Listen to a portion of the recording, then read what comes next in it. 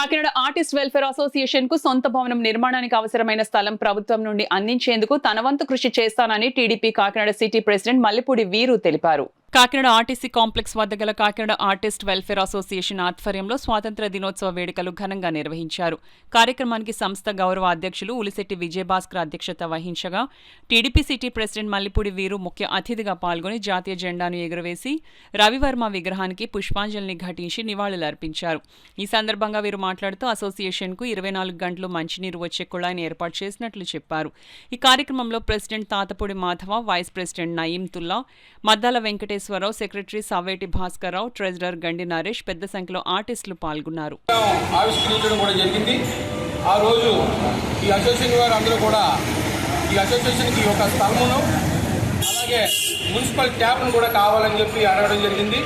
మరి ఈరోజు అన్నమాట ప్రకారంగా మా కొండబాబు గారు మరి ఈరోజు కళాకారుల అసోసియేషన్కి ఒక మున్సిపల్ పంపుని ఏర్పరచడం జరిగింది.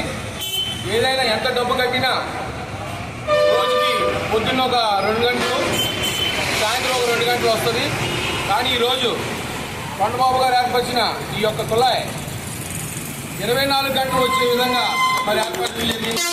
అలాగే అతి త్వరలో మరి కళాకారుల అసోసియేషన్ కూడా ఒక స్థలం కేటాయిస్తామని చెప్పి మేము మాటిస్తున్నాం.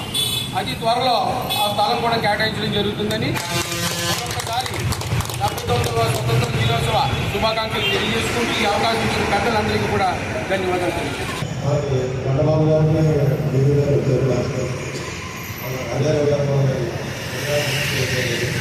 అప్పుడు మనకి ఉన్నది ఏంటంటే మనం ఏదన్నా ఒక సైట్ ఎక్కడన్నా ఒక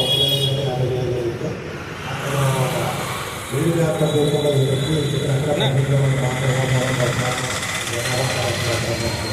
మీరు ఎక్కడన్నా గవర్నమెంట్ తీసుకోవచ్చు.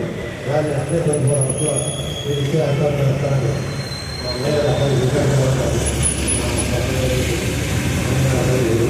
నా ఆందోళన లాభం అలాగే